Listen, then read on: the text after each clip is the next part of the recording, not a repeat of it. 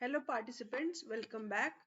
I hope आप लोगों ने अब तक ख़त्म किया होगा एक्ट को, क्योंकि अब जैसे मैंने बोला कि 2 क्लासेस में वो ख़त्म हो जाएंगे, आज एक और नेक्स्ट एक class, and then we will start with the rules. Rules will go a little fast because वो मेनली समझने का नहीं, वो ज़्यादा याद करने की चीज़ है, तो आपको याद करनी है, इसके लिए विल गो देयर फास्ट। सो यहाँ पर आप प्लीज पढ़ना शुरू कर दीजिए और कंप्लीट करिए, so that we are in tandem with each other.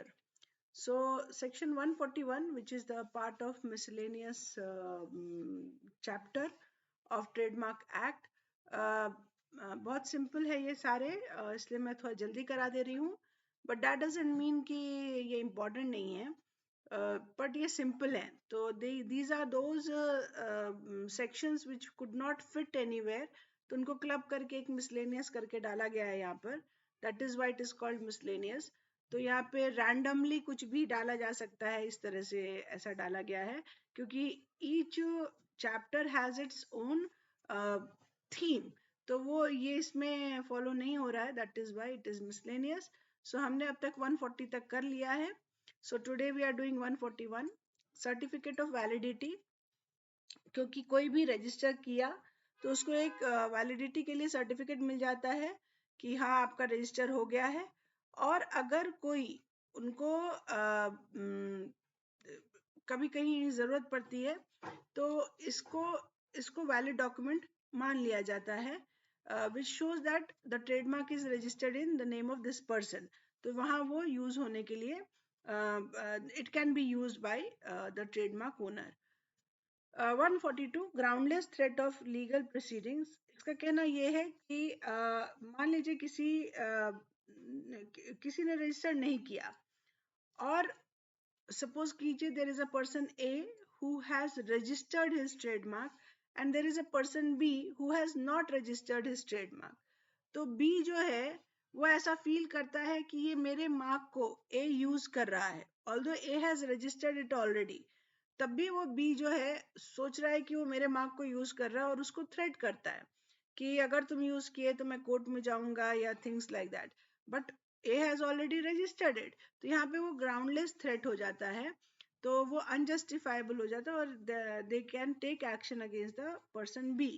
But in case B जो है वो कोर्ट को ये बात को सेटिस्फाई कर देता है कि वो पहले से रजिस्टर किया था, या उसका एक्चुअली पर्सन ए जो है वो मिसयूज कर रहा है, तो court can decide accordingly.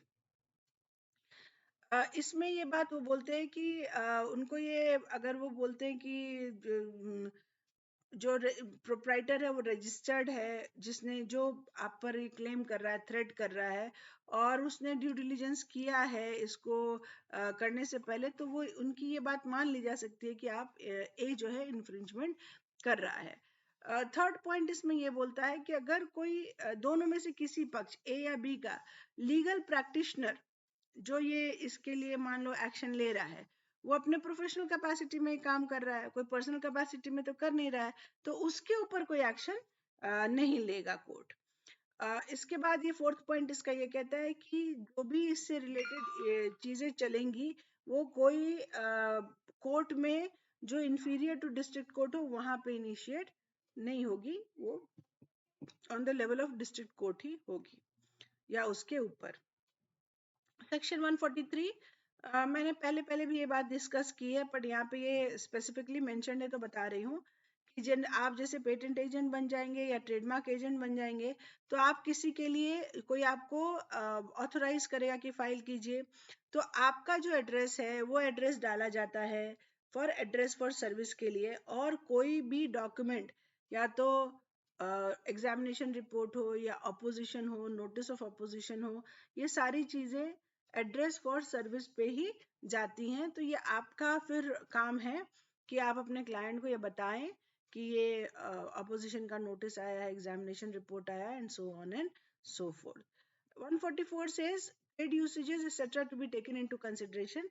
that means कोई भी केस फाइल हो रही है, कुछ भी हो रहा है, या फिर आप अपनी एक फाइलिंग कर रहे हैं रजिस्ट्रेशन के लिए, तो अब आप अगर प्रपोज टू बी यूज की जगह आप यूसेज ले रहे हैं, तो आपका वो समय भी कंसिडर किया जाएगा कि पहले से यूसेज है, जो ट्रेड कंसर्न है जिसके लिए आपने फाइल किया, या कोई भी चीज में मान लीजिए कोर्ट में ये बात जाती है तो कोर्ट में भी आपके यूसेज को कंसिडर किया जाएगा कि कब से आप यूज कर रहे हैं इस पर्टिकुलर मार्क को। 145 टॉक्स अबाउट एजेंट, जो कि आप सब बनेंगे जब आप ये एग्जाम पास कर जाएंगे, और मेरी पूरी उम्मीद है कि आप सारे लोग पास करेंगे। तो यहाँ पर जो एजेंट है वो जो है उसको आप जानते हैं कि इसके सारे प्रोसेस हैं। वो कहता ये है कि अगर किसी को ट्रेडमार्क फाइल करना है तो 3 तरह के लोग यानी 4 तरह के लोगों को यह अलाउड है फाइल करने का।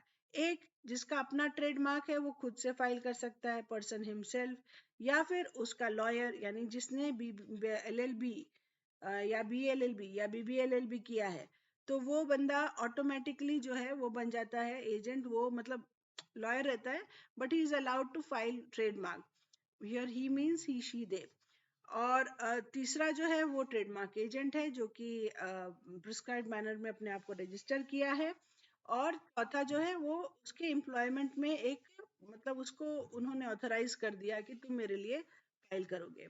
146 talks about mark registered bye an agent और रिप्रेजेंटेटिव विदाउट अथॉरिटी। सपोज कीजिए कि मैं किसी की एजेंट हूँ, उसने मुझे एक अथॉरिटी लेटर दिया था, POA जिसको कहूंगी, कि हाँ आप मेरे लिए मार्क फाइल कर दीजिए, और मैं आफ्टर पॉइंट ऑफ टाइम उसने मुझे फिर से हायर नहीं किया, बट उसने अपने POA में ये नहीं लिखा कि किस मार्क के लिए, और मैंने क्या किया, मैंने कोई और मार्क उसके नाम पे फाइल कर दिया एक और, तो मैंने उससे तो इजाजत नहीं ली है। तो यहाँ पे जो बंदा जिस बंदे को मैं धोखा दी हूँ वो इसके लिए क्लेम कर सकता है एंड कैन से दैट ये मतलब उन्होंने मेरे बिना इजाजत के काम की है, but they need to do it, time period is within 3 years of the registered proprietor becoming aware, जानते हुए कि उसके एजेंट या रिप्रेजेंटेटिव ने उसके नाम पर फाइल कर दिया है।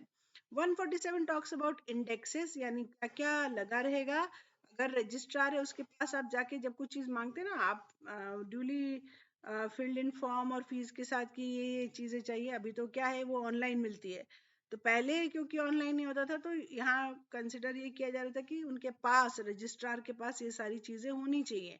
क्या होनी चाहिए? रजिस्टर्ड ट्रेडमार्क होना चाहिए, जो है उसका एक रजिस्टर, जो अभी एप्लीकेशन डाला गया है यानी पेंडिंग है वो, जो प्रोप्राइटर है उनके उनका नाम, और जो उनके रजिस्टर्ड यूजर है उनका नाम, ये सब का नाम जो है इंडेक्सेस में होना चाहिए।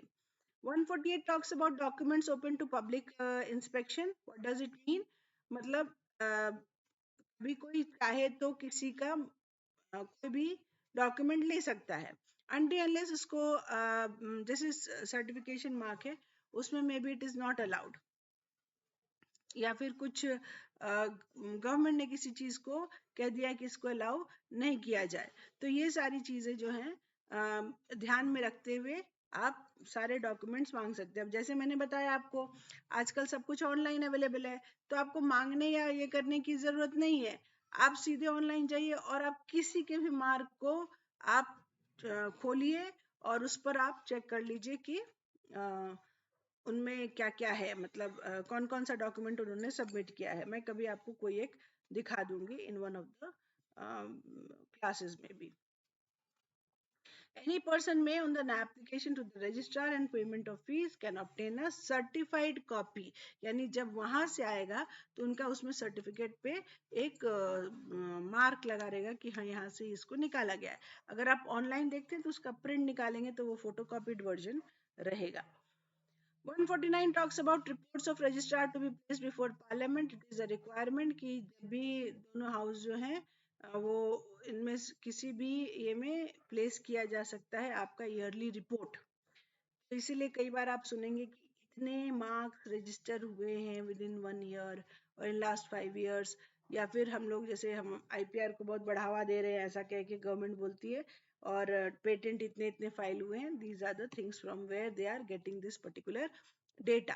150 talks about fees and surcharge, हर चीज जो आपको इस पर चाहिए उसके लिए एक प्रिस्क्राइब्ड फीस है और प्रिस्क्राइब्ड फॉर्म है, वो आप जब तक भरेंगे नहीं तब तक आपका रजिस्ट्रार उंगली हिलाएगा नहीं, उसको वो चीजें देने के लिए आपको उसको वो फीस देनी पड़ेगी। अगर आपने फीस नहीं दी तो you can not ask for it, और रजिस्ट्रार उस पर काम नहीं करेगा। वो आपको फीस के लिए बोलेगा कि फीस दीजिए, आप बिना फीस दिए ये काम नहीं करवा सकते। तो ये कहता ये है कि जब तक फीस नहीं दिलाए तब तक वो काम नहीं करेंगे। So we stop over here, 150 तक हो गया है, and in my next class I will be finishing off this particular topic which is trademark acts, and we will start with the rules. Okay, thank you all.